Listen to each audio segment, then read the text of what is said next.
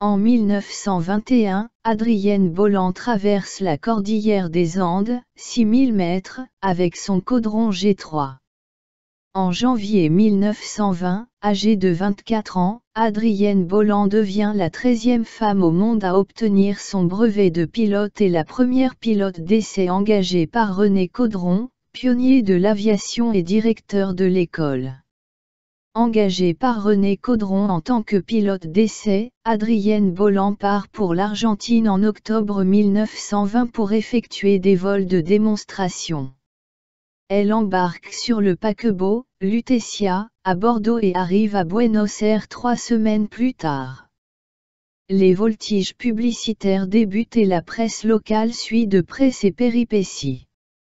Sa popularité prend alors de l'essor, auprès notamment des femmes du pays. Une rumeur enfle, la véritable raison de la présence d'Adrienne Bolland dans le pays serait la traversée de la cordillère des Andes. Ce qui n'est pas totalement faux puisque cette idée trottait effectivement dans l'esprit naturellement aventureux de l'aviatrice. Piquée au vif, elle relève le défi, près de 5 mois après son arrivée sur les terres sud-américaines. C'est ainsi que le 1er avril 1921, âgée de 25 ans, Adrienne Bolland accomplit un exploit inimaginable pour l'époque. Elle décolle de Mendoza en Argentine à 6h15 à bord de son biplan Caudron G3 de 80 chevaux, et rallie Santiago au Chili au terme de 4h15 d'un vol épique. Épique car ce vol, elle le réalisa avec un équipement très modeste, et au péril de sa vie, pas de plan, aucun instrument de navigation, cockpit ouvert, papier journal pour la protéger du froid. Elle ignorait même quel chemin emprunter. Un indice cependant lui avait été soufflé par une femme avant son départ: vous réussirez si, après avoir vu un lac en forme d'huître, vous laissez les vallées qui se présentent à droite pour virer à gauche sur les montagnes. Ce qu'elle fit. Elle franchit également un col de 4200 mètres d'altitude avec un engin qui ne pouvait supposément pas voler au-dessus de 4000 mètres. Cette apparente impréparation, compensée par un mental hors du commun et une grosse prise de risque, fut ainsi à l'origine de sa renommée. Adrienne Bolland atteint enfin Santiago du Chili. Lorsqu'elle se pose, elle est paralysée par le froid, mais bien vivante. Elle est accueillie en héroïne par les Chiliens, mais pas un officiel français à l'horizon. Ces acclamations ne sont en réalité que le prélude d'une notoriété grandissante, écho d'une prouesse aux répercussions remarquables au sein de la population d'Amérique latine. Ses cheveux ébouriffés devinrent le signe emblématique de ce vol, et demeurent encore dans les mémoires.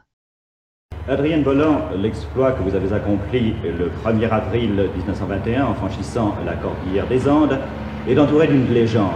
Est-il exact que finalement vous ayez préféré à votre plan de vol les vues, les conseils d'une pythoniste locale? Oui, c'est vrai.